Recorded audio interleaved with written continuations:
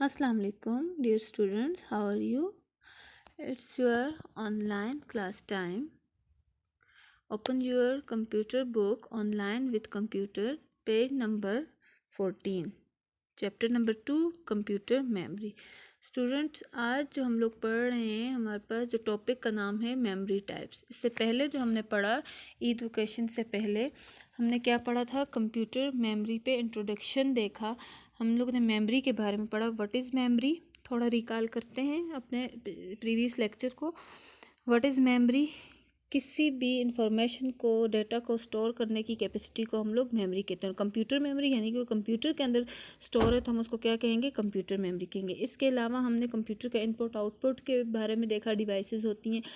इसके अलावा जो मेन थिंग थी वो कंप्यूटर की लैंग्वेज के बारे में देखा कि जब भी हम कुछ इनपुट दे रहे हैं, हम लोग उसको अपनी लैंग्वेज में दे रहे हैं, जैसे 1 2 3 न्यूमेरिक्स। इसके अलावा अल्फ़ाबेटिक्स में हम लोग दे रहे हैं ABC, ठीक है।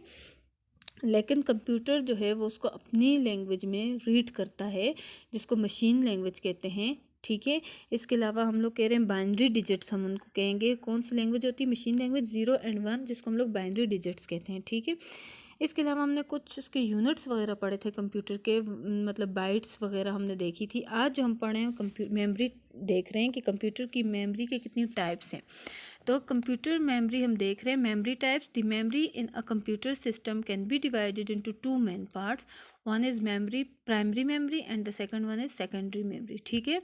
यानी कि कंप्यूटर की मेमोरी को, जो सिस्टम है, कंप्यूटर सिस्टम है, उसकी मेमोरी को टू पार्ट्स में डिवाइड कर दिए गए हैं। वन को primary memory and second one is secondary memory. अब हम देखते हैं व्हाट इज़ प्राइमरी मेमोरी। तो let's move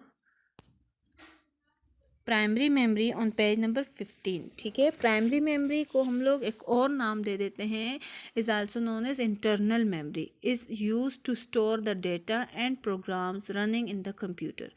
It is essential for the working of the computer. Primary memory is of two types: ROM, read-only memory, and RAM, random access memory.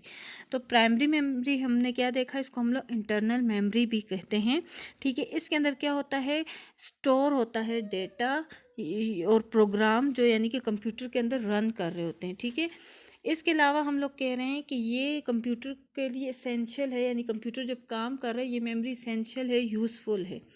Primary memory further divide हुआ है two types में, जिसको Rome and RAM कहते हैं। रोम यानी कि read only memory. अब हम देखते हैं व्हाट इज़ रोम। तो ROM is use to store the data and information permanently. अच्छा स्टूडेंट, इससे पहले टॉपिक को पढ़ने से पहले मैं आपको ये बताऊं कि कंप्यूटर में टू टाइप्स मेमोरी होती हैं।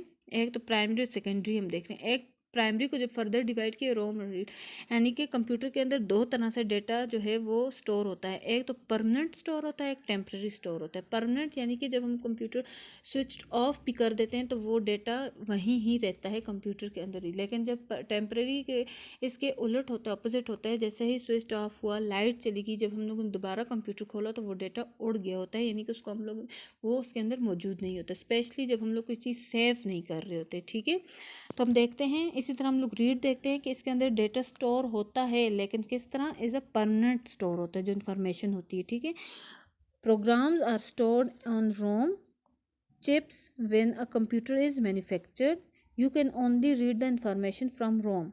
Any new information can be written into it. ROM is a non-volatile memory as the data is stored even if the power is switched off. तो ये मैं आपको बता चुकी हूँ कि रोम रीड के ओनली मेमोरी में क्या हो रहा है कि इंफॉर्मेशन क्या है? परमानेंटली स्टोर है, ठीक है, कोई भी डेटा। इसके अलावा ये जो प्रोग्राम जो होता है स्टोर होता है ना, कंप्यूटर बनते हुए एक चिप सी लगती है, जिसको हम लोग कहते हैं रोम चिप कहते हैं। उसके अंदर सारे प्रोग्राम जो है, कोई भी इंफॉर्मेशन, कोई भी डेटा क्या हो रहा है? स्टोर हो रहा होता है। इसके अलावा जब हम लोग ये इन्फॉर्मेशन देखना चाह रहे हैं तो हम सिर्फ और सिर्फ रोम वाले साइड से देखेंगे, रोम में ही देखेंगे, ठीक है। और इसके अलावा हम कह रहे हैं कि रोम जो है नॉन वोलेटाइल है। नॉन वोलेटाइल या वोलेटाइल हम लोग कहते हैं, जैसे कि वोलेटाइल का वर्ड जो होता है लफ्जी मानी होता है उड़ने वाला, ठीक है। वोलेटाइल इन नेचर है, तो यानी कि इधर ये बताया गया कि रोम जो है वो उड़ता नहीं। हम कहते हैं ना कंप्यूटर में से डेटा उड़ गया, सॉफ्टवेयर फलां हो गया, ये हो गया, वो, लेकिन रोम के अंदर जितनी भी इंफॉर्मेशन होगी वो ख़त्म नहीं होगी, उड़ेगी नहीं, मतलब स्विच, हम कंप्यूटर स्विच ऑफ करते हैं तो वो डेटा लॉस्ट नहीं होगा। नेक्स्ट है random access memory, RAM. RAM holds the data only temporarily, ठीक है। ये क्या है, टेम्परली, कुछ टाइम के लिए ये डेटा को होल्ड करता है। The information can be read and written on it, इसकी इंफॉर्मेशन जाहिर सी बात है इसी जगह से रीड भी होगी और रिटर्न भी होगी। RAM is a volatile memory, ये उड़ने वाली मेमोरी है, ठीक है। As the data disappears when the power is switched off, it is also known as read write memory, ठीक है। इसको रीड राइट मेमोरी भी कहते हैं। और जब कंप्यूटर स्विच ऑफ होता है, ठीक है, तो हम लोग क्या करें, पावर स्विच ऑफ होती है तो ये क्या हो रहा है कि ये मेमोरी जो है इसके अंदर जितने भी स्टोर किए होते हैं हमने वो गायब हो जाता है। तो ये था रैम एंड रोम। आप देख सकते हैं रैम एंड रोम की स्ट्रक्चर, क्योंकि हम लोगों को ये बाहर नज़र नहीं आ रहा होता कंप्यूटर में, ये बाकायदा कंप्यूटर बनते हुए वहाँ पर ये चिप्स सी फिट की जाती हैं। ये है रैम इस टाइप की और ये है रोम, ठीक है। इसके अलावा स्टूडेंट्स आपके लिए एक इन्फॉर्मेशन है, जनरल नॉलेज है आपका। The computer system can be have RAM up to 32 GB, ठीक है। यानी रैम कितनी हो सकती है, अप टू 32 GB किसी भी एक कंप्यूटर सिस्टम में। एक कंप्यूटर सिस्टम इतनी कैपेसिटी रखता है। तो it's all about my lecture, is it clear और नॉट, ठीक है। कोई भी मसला हो मुझसे पूछें। टेक केयर, अल्लाह हाफिज़।